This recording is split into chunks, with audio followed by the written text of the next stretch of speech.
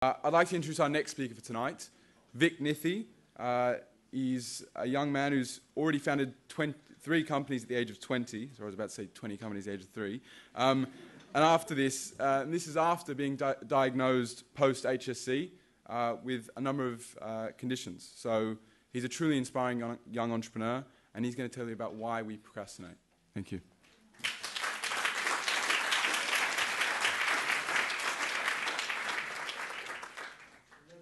Following Mr. Turnbull. I finished high school about 2 years ago, and although I did fairly well, I didn't do nearly as well as I could have done if I didn't suffer from a chronic, debilitating addiction to procrastination. I would put off studying until the night before every assignment and every exam wherever possible. Is anyone else guilty of cramming? Yeah. So you probably know how it feels to maybe take a 5-minute Facebook break before you start working and then realize that 3 hours have gone past. Or promise yourself that you'll start working tomorrow, every day for a week, tomorrow. It's not just studying that we procrastinate on. We procrastinate on things like doing chores. We procrastinate on thinking about our future. And we procrastinate on saving money and getting fit. So I think procrastination is a really serious problem because it's about not being able to bring ourselves to do the things that we know we want to do. So tonight, I'm going to talk to you about the reasons why we procrastinate and then hopefully give you some tips on how to overcome it if you can get around to doing that.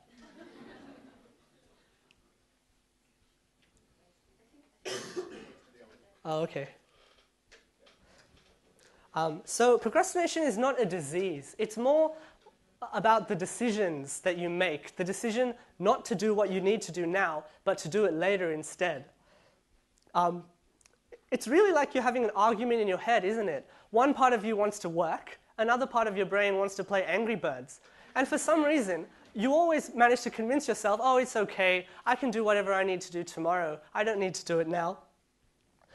So as a psychology student, I have the opportunity to find out what exactly is going on inside our brains when we procrastinate.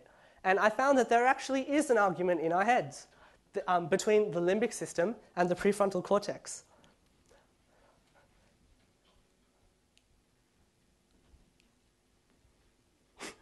So this is the prefrontal cortex. This is the part of our brain that tells us, you should be working. Vic, you have a 40% assignment due tomorrow.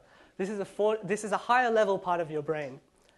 The other part of your brain involved in procrastination is the limbic system. So this is a more primitive part of your brain that wants to watch another episode of Gossip Girl before you start studying. So why is it that the limbic system always seems to win the argument? The answer lies in this deceptively cute part of the brain called the amygdala. The amygdala is the part of your brain that controls fear and anxiety and the fight or flight response to threatening stimulus. So for example, if you're in a jungle and you see a wild lion in the distance, what do? I have no idea. I've never seen a wild lion. But I have seen a teacher approach me when I haven't done my homework. And I think the response in the amygdala is quite similar. The first thing you do is freeze. Your palms get sweaty, your heart starts beating fast, and your prefrontal cortex, the decision maker, shuts down. Because if you see a wild lion in the jungle, you don't want a voice in your head to remind you that you have an essay to write. You have to focus on what's going on in the world around you and responding to physiological needs. So when we procrastinate, we experience a mild anxiety response to a threatening stimulus, which just happens to be an assignment that you might have to complete. So what is it that we're afraid of? What is it that we're afraid of? Well, meet your monkey mind. This is the part of your brain, the voice in your head, that reacts to the threatening stimulus of an essay.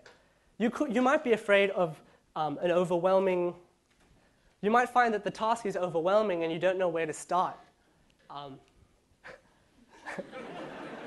You might, if it's an unpleasant task, you might dread the displeasure of doing the task. And if it's a more complex task where your performance is being measured, then you might have a fear of actual failure. So Perfectionists use procrastination as a self-handicapping tool to avoid personal failure. So for example, if you have an assignment due on Friday and it's Monday today, you can finish the assignment tomorrow. But if you don't do well, then what does that say about your capacity to do well in exams? Whereas if you start on Thursday night and cram, then if you fail, it's just because you're lazy and you crammed. You're not stupid. You're perfectly normal. Now, your prefrontal cortex, it knows that this is a stupid decision. You know that failure is a positive learning experience and that it's better to be safe than sorry. But remember that your amygdala is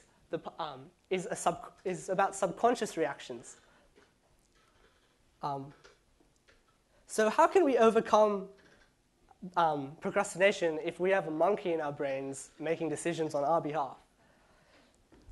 The answer is something called metacognition. Oops.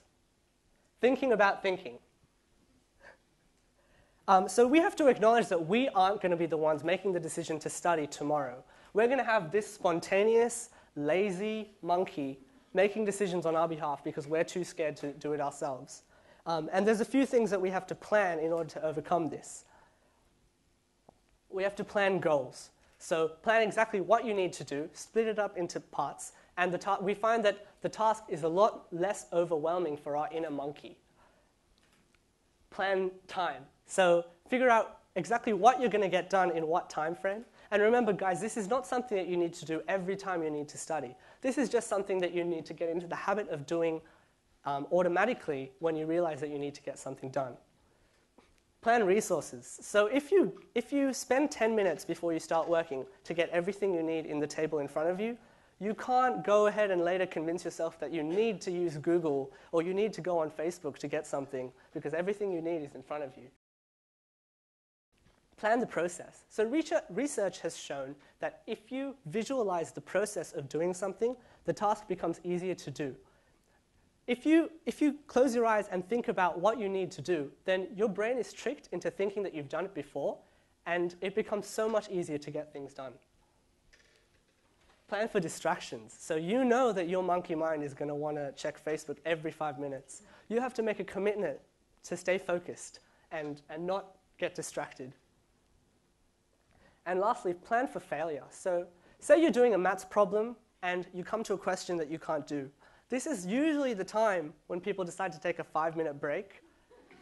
I know that the saying, don't give up, is cliched, but I think that when it comes to roadblocks, when we're trying to do something, it's especially relevant. And it's not just while we're studying, it's in every part of life. If we procrastinate when we come to a roadblock, then I don't think we're ever going to get around to solving the problem. You have to learn to grit your teeth and get through it. Oh dear. So this quote said, don't wait, the time will never be just right. And it's by Napoleon Hill. So I think as students, the number one reason why we tend to procrastinate is because we don't think the conditions are perfect for proactivity. We wait until the weekend to write an essay. We wait until we're in the zone to be creative. We wait until we have money to give to charity. I think that if we get into the habit of planning, thinking about thinking, and getting things done quickly, then the world becomes our oyster and our future will become a lot more prosperous. Thank you.